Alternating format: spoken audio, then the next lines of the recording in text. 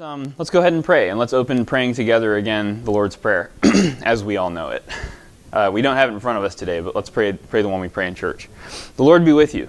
And also with you. Our Father, who art in heaven, hallowed be thy name. Thy kingdom come, thy will be done, on earth as it is in heaven. Give us this day our daily bread, and forgive us our trespasses, as we forgive those who trespass against us. And lead us not into temptation, but deliver us from evil.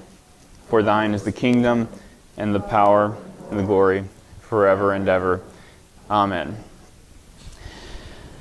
Well, welcome to class number 2. And this class is titled... I had the schedule. I haven't made. It's done. It's actually available in PDF digitally on our Facebook page and elsewhere online. I meant to print it off for today, but I'll have to print it off for next week. But it's available kind of all over social media right now, and our website, I think, has it. There's a link in the Star that'll be coming out this week, so just keep an eye out for that. But this week will be the last of 2 classes before we dive into the actual text of the prayer. And so not next week because we have our parish meeting, but the one after that, we'll have our first day of looking closely and more conversationally engaging the words of the prayer. And that week will be dedicated to the phrase, Our Father. And that's it, just those 2 words. So think about that for 2 weeks as we approach the next week. But today is the last of 2 sort of introductory classes. And I am so excited about today. I'm so giddy about it, and I'm just really excited to see all of y'all here because I think you've made a good decision. We're going to talk about something really interesting and good today. And I'm just happy to see y'all in here, and I'm thankful to get the chance to talk about this with you. Because I think, if I'm being honest, this is probably one of my favorite things to talk about in all of theology and biblical studies. And namely, that's the Sermon on the Mount in the Gospel of Matthew. Today I've titled class, The Setting of the Prayer. So this asks the question, not just what is the prayer and what does it say, but like what sort of, where does the prayer live? Where does it come from? What is its setting in the text? And therefore, what is its character as sort of part of a broader presentation of Jesus and Jesus' teachings? We don't just get the Sermon on the Prayer, the Lord's Prayer. We don't receive it the same way we receive some other liturgies, which were just composed for inclusion in the Book of Common Prayer or whatever. We receive it as part of the Gospels, right? It's been extracted from its context, and that's how we find it in the Book of Common Prayer. So it does have an original context. It's presented by Jesus at a very specific point in the Gospels, Matthew and Luke, as we said last week. But as I told you, we're going to focus primarily on Matthew's version of the prayer, the longer version. And we can talk about reasons for that later. But for now, just go with me. We're going to focus on Matthew's version, and we're going to focus on the context of the prayer in Matthew's version, which is the Sermon on the Mount. And if you didn't know that, today we'll absolutely make sure that you do. So the sort of purpose of today, then, is to accomplish, getting our heads straight about what this prayer is actually meant to do, at least as Jesus taught it. What is it? Who should pray it? Why? And the project of the Sermon on the Mount, which itself is sort of a microcosm of the project of the Gospel of Matthew as a whole, but the Sermon on the Mount, I think, has a very specific and particular project going on when Jesus gives it. And the prayer, as delivered by Jesus in the midst of the sermon, is a part of the argument or the rhetoric of the sermon as a whole. So it actually plays a purpose, for that text that needs to be understood if we're ever going to really appreciate what it's doing for Christian discipleship more broadly. So today we'll focus on the Sermon on the Mount. And this is the last time I'll say it, just to clarify. Though this class is called the Lord's Prayer, we'll talk very little about the Lord's Prayer itself today. Today we're going to talk about the sermon and the Lord's Prayer as being in the middle of that thing. But that will set the tone for everything else we do, because as we'll see today, what the sermon is and what the sermon is about very much determines the sort of parameters within which we can interpret or appreciate what the Lord's Prayer is doing. I think there are conundrums or theological questions that arise often about the Lord's Prayer that when seen in the context of the sermon are easily answered. But when you try to approach these questions with no context for the Lord's Prayer, I think they're confusing to no end. They can go on forever because we don't know what we're dealing with here. But in fact, the petitions that Jesus teaches in the Lord's Prayer, give us our daily bread, thy will be done, right? Thy kingdom come. The shape of this prayer, the sort of subjectivity it teaches in the disciple, only makes sense, I think, in terms of the broader program of discipleship that Jesus is teaching in the sermon. And so the kinds of things that one might say when they pray as a disciple make sense when read in accord with Jesus' larger call.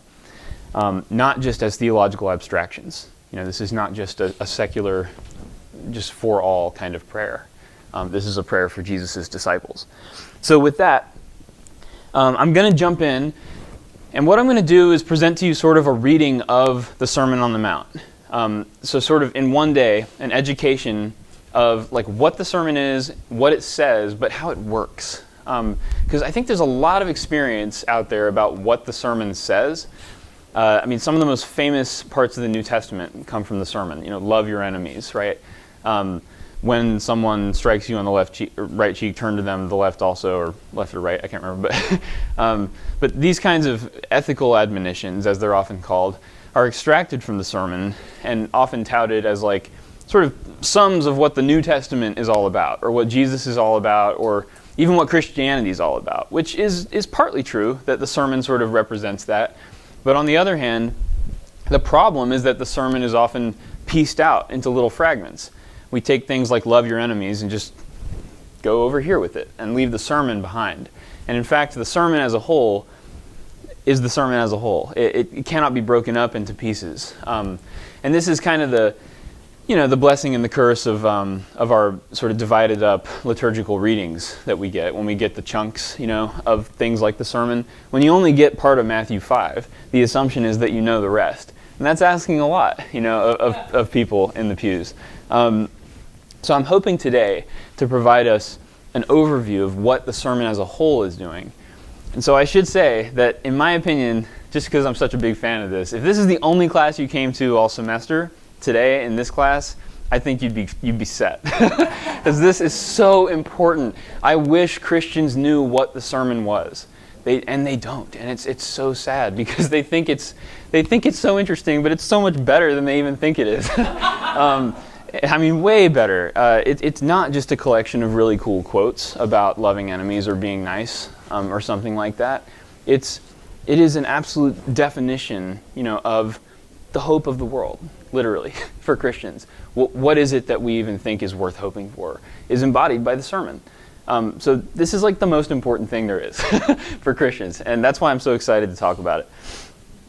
So with that, I'm going to dive in, but as I said, it's going to be kind of a talking day where I'll talk and explain a lot, whereas the rest of the class will be a lot more conversational. We'll put the phrase on the table and sort of discuss it together. But today, a little bit more lecture style, but feel free to interrupt, obviously, raise hands and stuff. And one further comment. My reading of the sermon is highly informed by Dietrich Bonhoeffer. And I would recommend to each of you this book, if you've never heard of it, The Cost of Discipleship. Maybe you've heard of it, but I would recommend reading it. I think it's incredibly misleading and unhelpful that it's printed in mass paperback like this, like it's meant to be sold in airports or something. It's not a self-help book. It doesn't read like one, and it's not easy to read either. It's written by a German theologian, young, excited, brilliant, and it's not easy. So if you're interested in reading this, I would recommend getting into it, but reading it very slowly and taking it one little piece at a time. This is my favorite commentary on the Sermon on the Mount, for what it's worth. And very much of what Bonhoeffer did was, it emerged with sort of his obsession with the Sermon on the Mount. And his commentary on it is sort of the heart of this book. So I'll reference Bonhoeffer a lot today because I'm going to shamelessly teach you Bonhoeffer's reading of the Sermon on the Mount.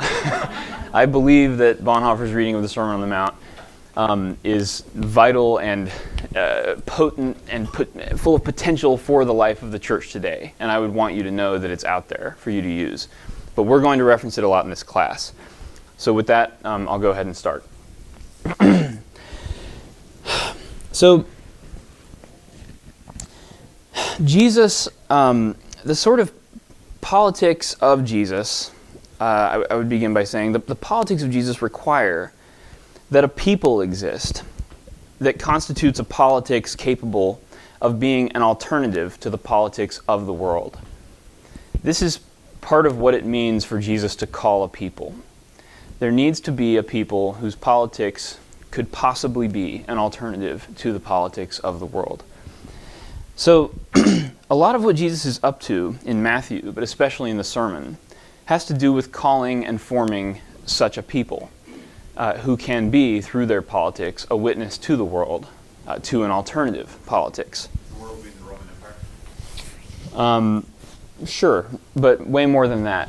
The world being all that is not the called. Everything outside of those following Jesus. And that's the distinction I'll sort of build on. Church and world is a distinction I'll sort of work with today, a language to take for granted. So, those of you who remember what I taught in the fall about the calling of Israel as a people and its formation through deliverance at the sea and then formation through the law and that kind of thing, you're going to recognize a lot happening in Matthew today in the Sermon on the Mount that is perfectly a mirror of that. The context of the sermon in Matthew is that Jesus is being presented sort of as a new Moses, a second Moses, if you will, giving a Torah, again, Torah meaning instruction in Hebrew, literally. Jesus is then, as Moses was, Jesus is going about the business of calling into being a people in the world through the sermon. Literally finishing the process of what we might call salvation. If Israel is saved at the sea, then their salvation is completed and finished when God gives them something to do, something to be through the Torah, right? Salvation doesn't happen just at the sea. It only happens because there's something on the other side, because God gives them an identity and doesn't leave them to figure out who they'll be. Jesus is doing the same thing here with the Sermon on the Mount. Jesus has been tempted, symbolically, come through the Jordan into the wilderness, been found hungry and in need of bread, just like Israel was, and now, coming out the other side, forms the people who will be this people who's a witness to the world. It's a perfect model of what's happening in Exodus, with the calling of Israel as a whole people. And that's not a coincidence, and neither is it a replacement. It's rather a fulfillment, a sort of a refiguring of this same story. So, what this means is that, and this is going to be a little bit complex, but I want you to just go with me for a minute.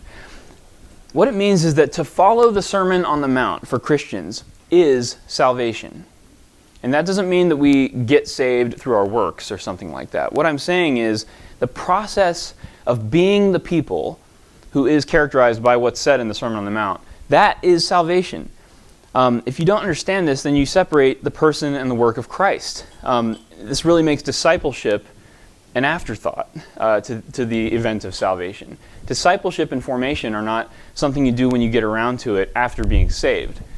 Formation, or as it's been called, sanctification, is a process that is part of and the natural outworking of salvation. To be saved is to be made into a people, not a person who's alone and isolated, but brought into something, given something to do, quite literally. And to be saved then is to be given sort of a way of being human. The Sermon on the Mount is the description of that way of being human. The sermon then is meant to sort of form the saved into the saved. It is salvation in that sense.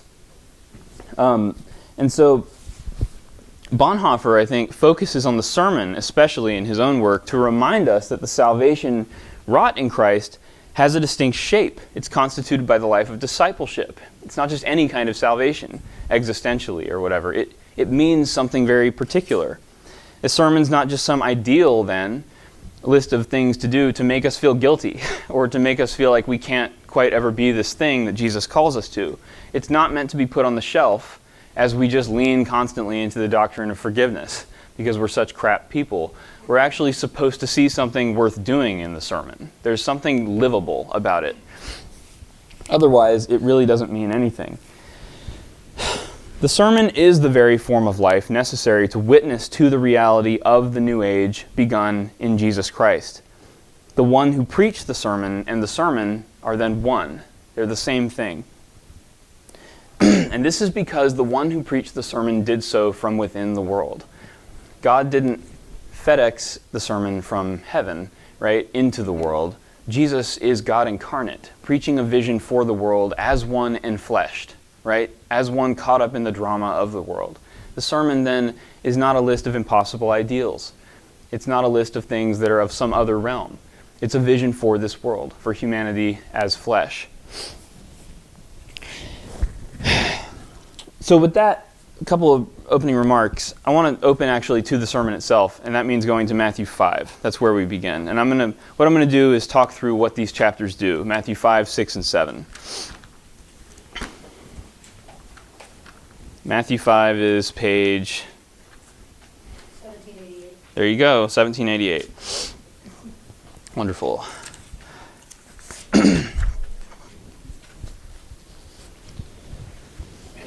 Okay, so the Sermon on the Mount takes place in Matthew 5 through 7, about. And what I'm going to do, like I said, is talk us through what these chapters do and how they relate to each other, show us sort of what Jesus' presentation is in the sermon, how the argument moves.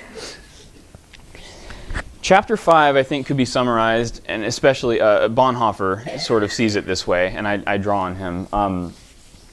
Chapter 5 of the sermon, the opening of the sermon, I think can be summed up as being about the visibility of the called. The visibility of the called. Jesus addresses the disciples. He calls the disciples to him out of the crowd. This is the setting. It's not that Jesus just stands on a mountain and talks to a general bunch of people. It's that Jesus actually draws the disciples to him out of the crowd, sits with them, and speaks with them in the midst of or near to the crowd. The disciples are called out of the crowd as Israel is called out of the world, right? It's an image of God's own people, not being called totally out of, but being called out of, yet still being within, right? So there's a belonging to the world, and yet still being called to God a little closer, right? So Jesus is sitting around with the disciples, the 12, in the midst of the crowds, and that's the setting of the sermon itself. This is a big misinterpretation, actually, among Christians, that this is sort of a general pronouncement of Jesus just humans. Jesus is cultivating discipleship here among the 12, the called, with a specific vocation. And that's in 5:1. When Jesus saw the crowds, he went up the mountain, and after he sat down, his disciples came to him. Then he began to speak and taught them, saying. And then begins the sermon with the Beatitudes. So Jesus addresses the disciples as those who must learn to live in tension with the crowd. The disciples have come up to Jesus out of the crowd. They are the most destitute. They've left everything. But they have not been called out of the people, like I was saying. They remain belonging to them. Nevertheless, there will be enmity between the disciples and the people until the end of their lives. They will ultimately fail. They will be rejected with Jesus by the people again and again. So the sermon is not a list of requirements. This is very important. It's not a law. It's not a book of rules to follow. It's a description of the life of a people gathered around Jesus. It's not law, it's description. Description. The Beatitudes, then, are the interpretive key to the whole sermon. They are not recommendations or prescriptions, as they're often interpreted. They're not schemes of performance and reward that will come at some point. They're not calling us to do these things. In other words, you're not supposed to read the Beatitudes and see, oh, I should become poor in spirit, or I should become a peacemaker, or something like that. No, rather, they're announcements about the present reality of God's kingdom that's happening in Jesus. Jesus comes into Israel and makes these announcements as a prophet to them about how things really are. And the announcements stand in stark contrast to what culture knows to be true in general, what pop culture says is true, right, about the poor in spirit or about the hungry, right? No, but Jesus' pronouncements are quite opposite of what popular culture says about these people groups. A way that one theologian I know sort of synthesizes it goes like this. It's not that they're prescriptions of performance and reward later. Rather, it's something like this. There are some who hunger and thirst for righteousness. Good for them. That's what blessedness means. Good for them. For the kingdom of God is at hand, and they will be filled. There are some who make peace. Good for them. For the kingdom of God is at hand, and it will be known that these are the children of God. These are announcements about present truth. That saying, this blessed saying, is a Greek word that corresponds to an earlier used Hebrew phrase that was quite common in wisdom literature. The word is ashrei in Hebrew. It means blessed or happy. It starts the Psalter. Happy is the one who does not walk in the way of the wicked, etc. Blessed is the one. These are announcements about right now. They're not about later, and they're not about you will become blessed, things will go well for you if you do this. No, this is a pronouncement. It's a newscast about what's happening right this second. But it is from Jesus that we learn what it means to have any of the characteristics named in the Beatitudes. Poor in spirit, those who mourn, those who are hungry. We learn what that looks like by looking at Jesus. Because the Beatitudes look to the life of Jesus in the Gospel of Matthew as a whole. And the life of Jesus points back to the Beatitudes. The cross, then, is the natural synthesis of this way of living. It's where it leads. The Beatitudes name those who are forsaken and rejected the suffering. They point to the cross as what such a life will look like. Right. Blessed are those, though. We look to the cross, we see the one hanging on it, the suffering, the dying, the forsaken, and we say, happy is that one. This one is blessed. That's our picture, literally, of what it means to be okay, to be blessed. It is absolutely dark. This is serious stuff. The sermon is dark. I mean, and it's not appreciated as such. I mean, it's seen as sort of a Joel Osteen-esque arena kind of pronouncement about how things are so great. This is a dark, dark call. And I mean to present it as such today. So thanks so much. So Jesus is highlighting then the separation of the disciples from the crowd by emphasizing what will not change about their lives.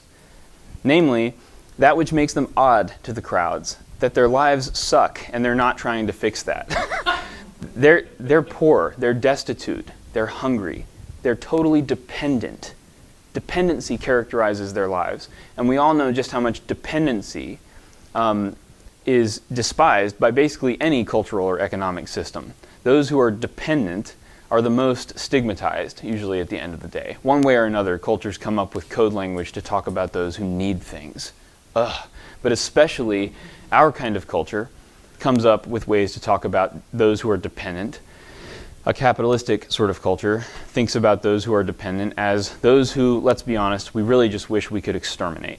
But we can't because we have this other doctrine of human rights, which keeps getting in the way of that, right? The truth is, we're quite bothered by dependency, and it's really a mark of the opposite of whatever makes a human blessed, or good, or loved, or beloved, or desirable. The disciples will literally be characterized as dependent for the rest of their lives, according to Jesus. The crowds are baffled by this, because the disciples don't leave Jesus as a result. Why are you following this person who calls you to that, right, is the question. The disciples' lives then, their separateness from the crowd, will be, in a sense, the witness that the crowds will be meant to ponder. And through it, they will see something true about who God is. They're not trying to solve their problems. They're not trying to fix the pain they feel. Rather, it naturally emerges from the way of life they have freely chosen. In 5:14, we see one of Jesus' most famous proclamations, and it has exactly to do with what I've been saying. You are the light of the world, right? Let your light shine before others. Jesus also calls the disciples the salt of the earth. This is a call to the visibility I talked about a minute ago, right? You are to be seen. Something about you is meant to be bright and visible to everyone. And what that thing is the witness of their suffering. Literally, the witness of their life of suffering in commitment to the life Jesus has called them to. In 5:17 through 20, verses 17 through 20, comes a part that a lot of Christians just don't have any clue what to do with when they get to it. It really kills the flow. It's about Torah. It's about law, and it sounds really scary. In fact, Amanda, back to your point, this is the part of the sermon that seems kind of like a dark note in an otherwise happy sermon. In fact, it's quite the other way around. This is an exciting word to Jewish listeners. Jesus is saying to them, I'm not here to abolish the Torah. Don't think I've come to reject it. No, what I'm doing here today is fulfilling it for you. I am the fulfillment of everything you've ever hoped in, everything you've ever built your lives on. So this is actually the brightest moment in the sermon. Don't worry, what you know is exactly what I'm trying to teach you. You already know it. You've memorized it from your youth. And that should be a call to action for Christians who think they can leave the Torah behind. I mean, here in this text, do not think that I've come to abolish the law or the prophets. I have not come to abolish, but to fulfill. I'll leave it to you to read the rest. Not one jot or tittle will pass away until all is accomplished. Do not forsake the Torah. Here in this text, Jesus makes clear that what he's teaching is a fulfillment of the Torah, the formation of Israel, the people, that is, the Torah, not a rejection of it.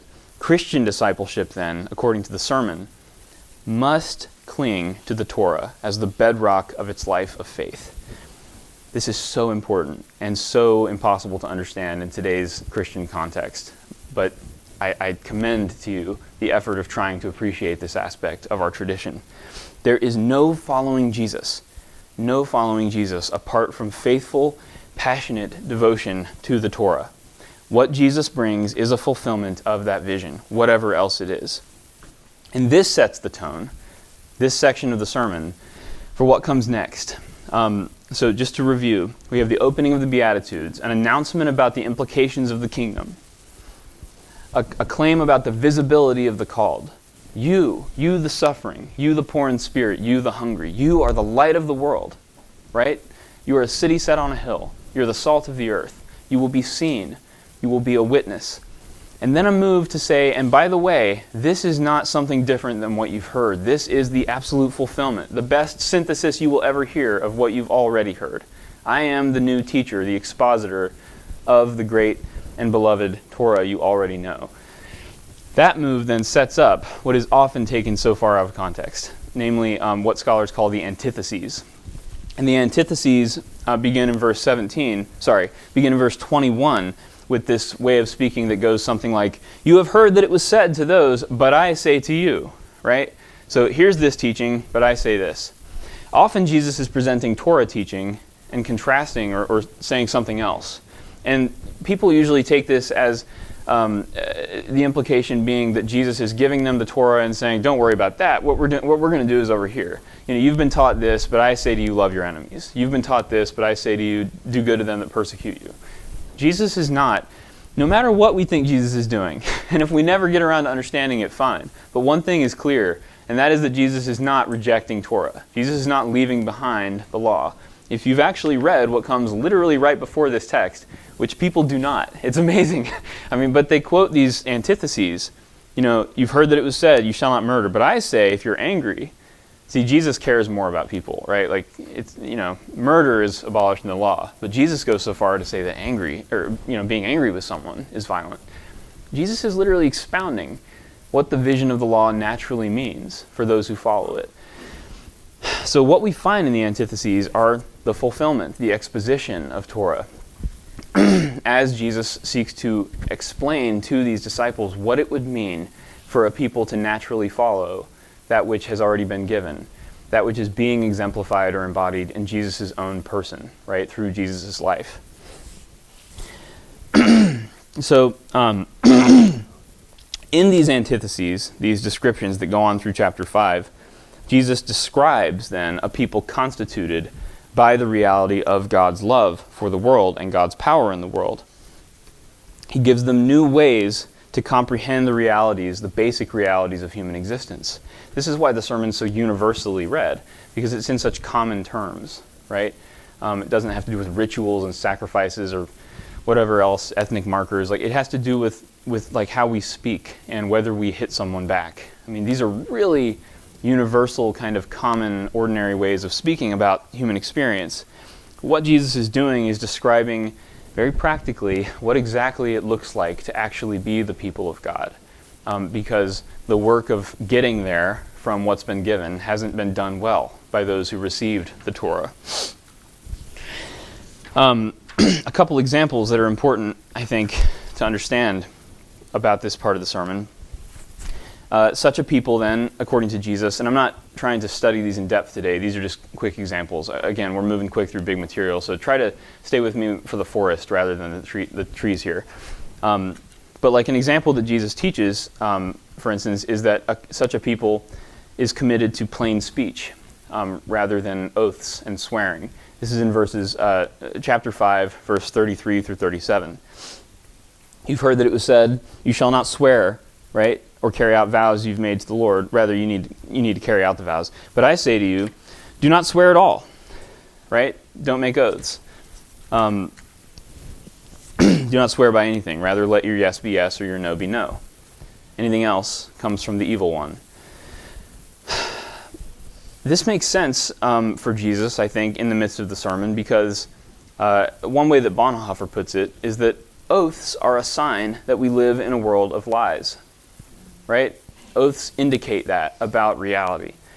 Therefore, a people constituted by God's love, God's truth, speaks the truth only, and does not make oaths, because our own plain speech is a countersign about how reality really works. We don't live in a world of lies. We live in a world determined by God's truth. And the Christian community refuses, literally, to make oaths or swear or promise or anything like that as a sign about how the world really works and the fact that truth is real and not something we need to hedge or like get to or pretend to by making oaths. Christians therefore are committed always to plain speech in everything they say. Nothing more, nothing less than needs to be said or that is true. This is an incredible teaching, by the way. Yes, go ahead. How do you describe oath to a present-day world? I mean, because today you think of it as like the oath of office. I mean, it's Yeah, that's right. a good thing when you're a Girl Scout. Yeah. So I'm having a hard time putting that today. Yeah, I mean, I think what I'll do is I'll bounce this one over to Bonhoeffer, who would say, and who through his own life had to really work this one out. If you know his story, he was doing theology in the midst of Hitler's rise. So Bonhoeffer is thinking quite a bit about oaths and what they mean for human, obligations and that kind of thing. Bonhoeffer concluded, at least, as did many others, that this means exactly what it sounds like. It makes life in the military or life in the government quite awkward for Christians, and in fact impossible if you're required to give an oath. That's what Bonhoeffer would say, that eventually it excludes from the Christian life any occupation that requires anything other than plain speech.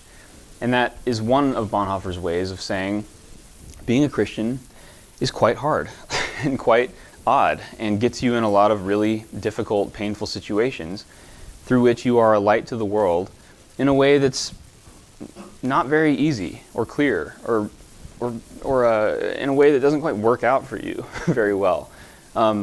So the point would be, like, this actually is not as ideal as it sounds. It's quite as practical as it sounds.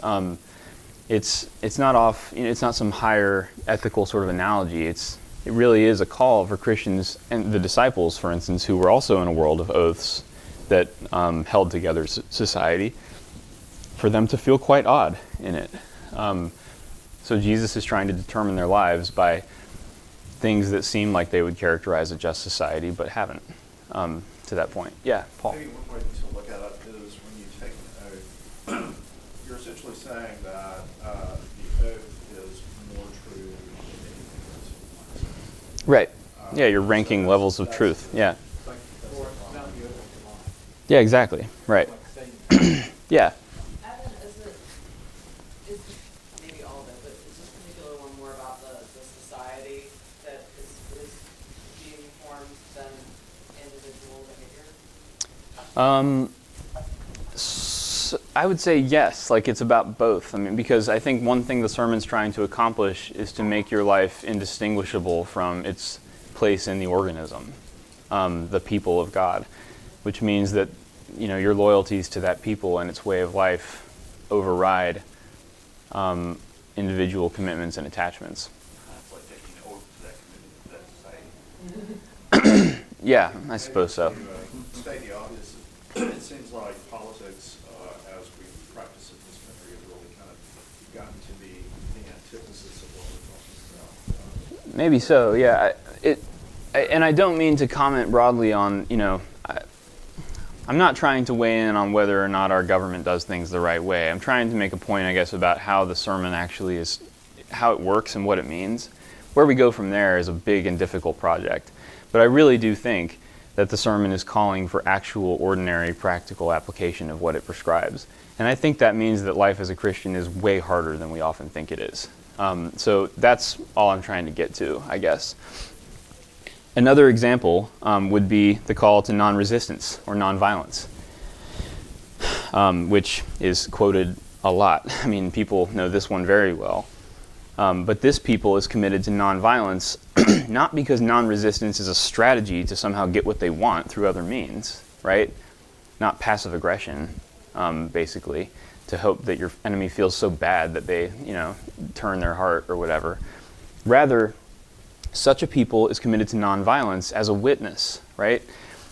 Because this is the form God's care took for us in the cross. That's why we're non-violent. And this is really important. Not because it will work. It really probably won't. Non-resistance is not a strategy for changing the enemy. Non-resistance is a strategy for dying. It is. That's what the cross is. We look to the cross and we see the natural outworking of what it would look like to live the way Jesus lived. So, Chapter 5 is about visibility, these aspects of life that make the church or the community called out and seeable, visible by the world. But chapter 6 begins, "Beware of practicing your piety before others in order to be seen by them, for then you have no reward from your Father in heaven." What is this, right? That which is visible apparently must also be hidden perfectly from everyone. Be careful not to do anything good so anybody can see you, right? Well, how on earth is the church meant to be visible if it's also meant to be hidden constantly and not to do anything before anyone? This is a really important paradox in the sermon that I think points to one of its main aspects of how it's meant to form disciples. For Bonhoeffer, this is not a contradiction, this difference between chapter 6 and 5, if we attend to whom the piety of the Christian life is to be kept hidden from. Who are we talking about here exactly? Well, according to Bonhoeffer, and I think he's right about this, the disciples, through these instructions about hiddenness, are meant to keep their focus on Jesus. This is an instruction about what their focus ought to be on, not on their own selves or their righteousness, but on Jesus constantly. This means that they should then, according to Bonhoeffer, keep their piety hidden from others, yes, but mostly from themselves. This is what chapter 6 is about. It's not about, being cocky before crowds or whatever. This is actually about a new notion of what it would mean to be human. Namely, being human without being obsessed with oneself, but finding something else to attach one's person to, one's life to. It seems then at the heart of the sermon, there lies a call for the Christian disciple to forget and overcome this overwhelming sense of self, which pervades selfish human life when it does occur that way. So this is why that Jesus claims famously that the disciples should not let their left hand know what their right hand is doing, right? And this is what comes in chapter 6. Jesus is talking all about the loss of a certain kind of obsession with one's self that only comes through being formed into a people that is focused on Jesus. Not an individual focused on Jesus, but rather a people, right? And this is salvation. The gift of salvation is that we get to be part of a people, right? And that makes it possible to lose this obsession with self. Actual dependent life in community is the only thing, according to Jesus, that can really help us come to the point where we can see Jesus beyond ourselves, right? Yeah, sure. I just can't help Yeah. observing that seems to be the opposite of what we hear in a lot of the parts of Christianity, where it really does seem to be all about individual salvation. Yeah, that's right. Yeah, it is. Yeah, you're right. That's exactly right. For the sermon to be brought into community, a vulnerable, interdependent community, that is salvation. And the individual's formation is a natural cause or an effect of salvation. It happens in life and community. But the step is not individual salvation. The good news of Exodus is the being made into a people, out of being no people, out of being a scattered ragtag bunch with no future, right, except Pharaoh's rules. Like, instead, we are now a people. There is a we. And this is why, for the prayer that we're here to study, this is why we say boldly, Our Father, right? Deliver us from evil. This is an us prayer. It forms us literally as part of an organism. It's not a me prayer or an I. We're together in it only. It's the only way we can conceive of ourselves as followers of Jesus, is part of the us. Children of God. And that's what Our Father is about. So, the paradoxical call, then, to visibility and hiddenness is about becoming a people who are at once a witness but do not fall prey to their own self-righteousness in being such. That's what this difference between visibility and hiddenness is all about. And so we come to prayer in the sermon. And this is sort of where we're getting to today for the rest of the class that we'll focus on. Prayer lies at the heart of the Sermon on the Mount, following the seeming paradoxical calls to visibility and hiddenness. This visibility and hiddenness thing precedes, interestingly enough, Jesus' teaching on prayer and perhaps most centrally, his teaching of the prayer that his disciples ought to pray. So y'all seeing how we get there now? I mean, this is how the sermon moves toward a moment when Jesus finds it appropriate and important and pressing to teach the prayer. So what then should we say? How should we form ourselves to be such a people who can strike such a balance, right? And to be a witness, a light to the world. To be those who are willing to go to the cross with Jesus, who are actually ready to experience that suffering without getting caught up in the self-righteousness of doing that, right? That paradox is at the heart of the sermon. How could such a people be possible? Well, the prayer and the teaching about prayer is in direct response to that problem that the sermon raises. Prayer is presented then by Jesus as the central and most defining practice of a people capable of the sort of witness the sermon describes. And I say this, by the way, in contrast to other things which are often touted as the central, main, defining practice of Christians. Maybe, bless you, maybe say nonviolence, or plain speech, or any of the other stuff that we've heard about in the prayer already. Jesus is saying, beware that you think that these things make you a Christian. Anybody can be nonviolent. Anybody can be non-resistant. Anybody can commit themselves to plain speech. Anybody can give up oaths. Anybody can do that. But that doesn't have apocalyptic vision. And Christians do. We live as if something else is real. Something bigger is happening in the world. Namely, that God is moving the world towards something. That there is a future that we actually believe will come someday. This is quite different than just believing in nonviolence. That's not sufficient. It's beautiful. It's great. It is also a witness, I'll even go so far to say, to the reality of God's love when people act nonviolently. But to do so without prayer is not Christian. To be Christian, then, is fundamentally about being one who prays. And to be one who prays as a Christian is for Jesus to be one who prays this prayer, right? So whatever this prayer says, this is the definition for Jesus of the kind of person that makes up the people he's trying to form, to call into being. I had a teacher who used to say, and I think he's right, he used to say, there are plenty of people who are committed to justice and love, social justice, equal rights, etc., etc. Go down the list of worthy, beautiful, wonderful causes. He used to say to this class of seminarians who would be pastors someday, so Christians in particular, he would say, plenty of people committed to that. It's beautiful. It's really wonderful. But you're the only ones who will pray. So you've got to. You've really got to be committed to that. And that's not to ascribe some sort of self-righteousness. Quite the opposite, right? And we're getting there. That's sort of the climax of the sermon. There is no self-righteousness in this. Rather, it's a sacrifice. It's a commitment to a way of being in the world on behalf of the world. But prayer is central to Christian practice.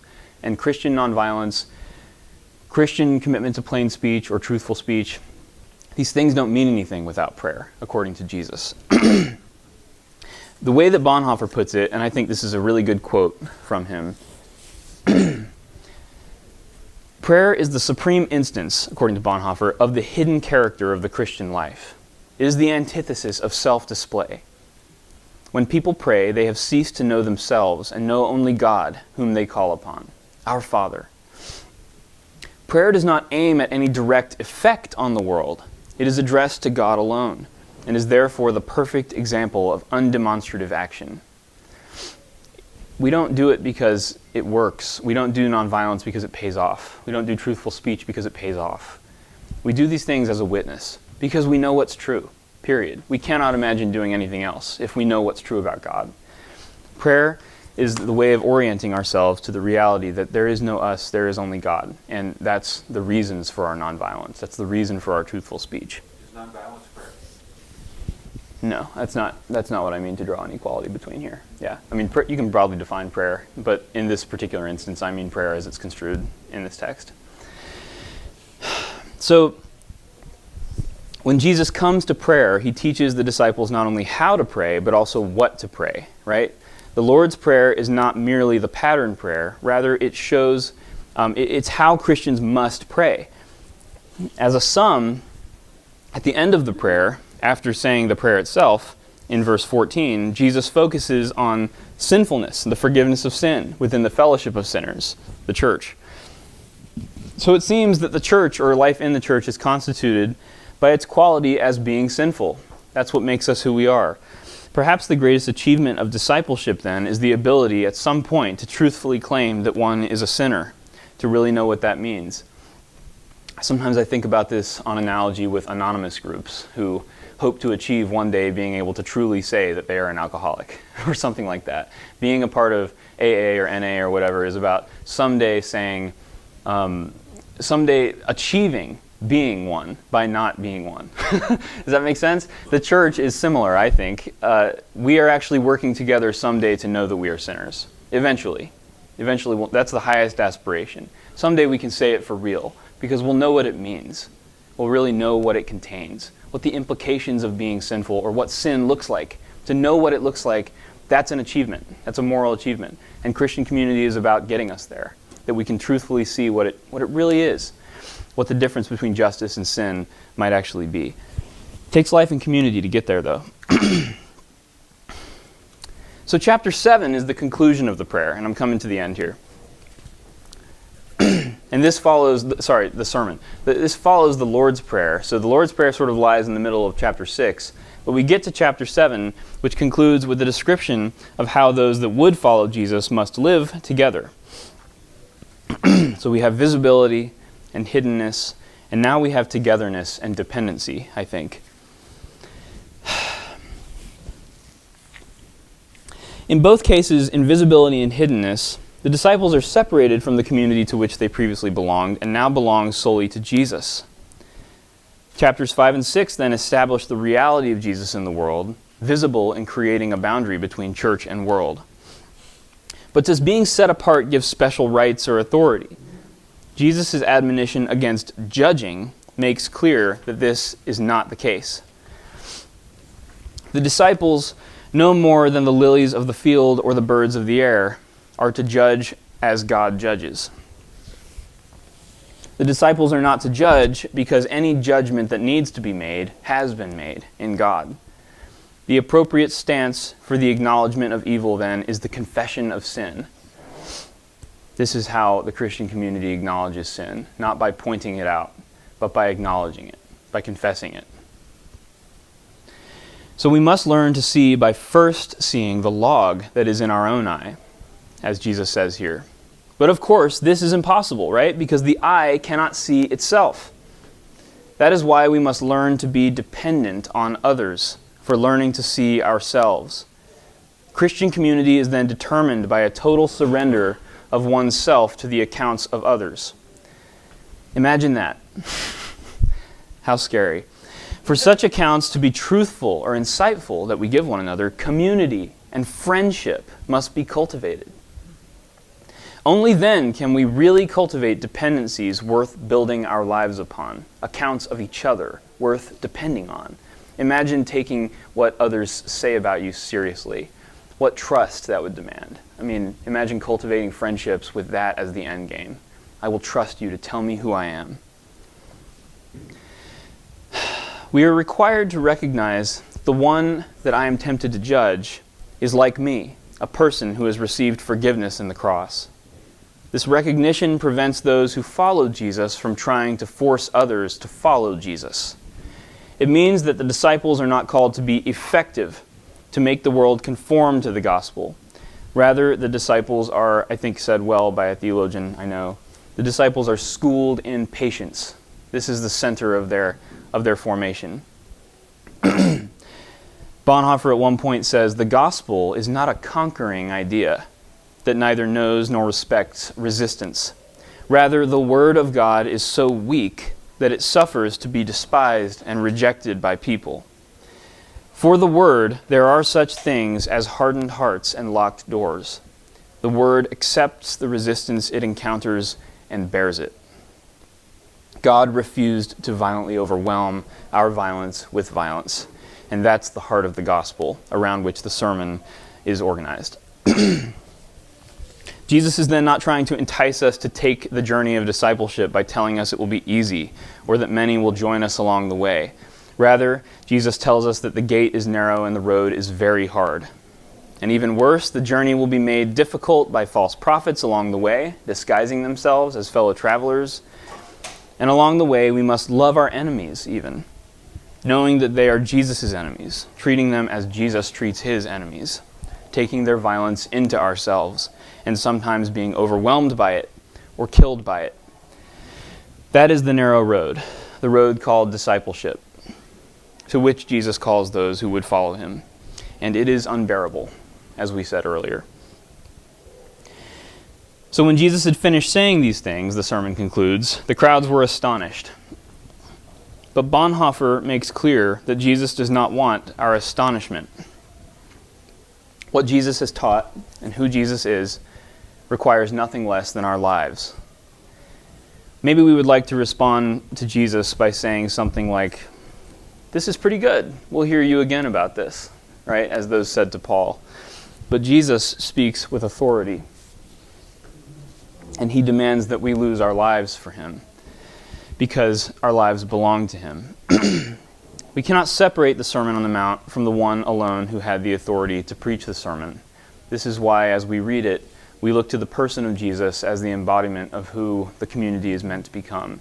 The sermon is literally about becoming Jesus, becoming the embodiment of Jesus' own self in the world. So what I've done is I've reviewed how the sermon moves. And what I hope I've done in the time we have, I've gone a little bit over, what I hope I've done is located within the sermon, Jesus' sort of rhetorical act, what the prayer is meant to be doing. If the sermon is meant to call us to be a people who are a witness to the world through this paradox of hiddenness and visibility, right? The commitment to death with Jesus on the cross, then the prayer is a tool for formation that is meant to serve that purpose, right? The prayer is meant to make us such a people. And it's through the praying of that prayer that we have any hope of becoming such a people. I'm not hedging these statements because I actually think, and I want to present to you this idea as being that critical and that unoptional. The prayer is presented by Jesus as nothing less than a practice that has the possibility to form us into the people we need to be. Without it, we don't have the hope to become that. That's Jesus' teaching.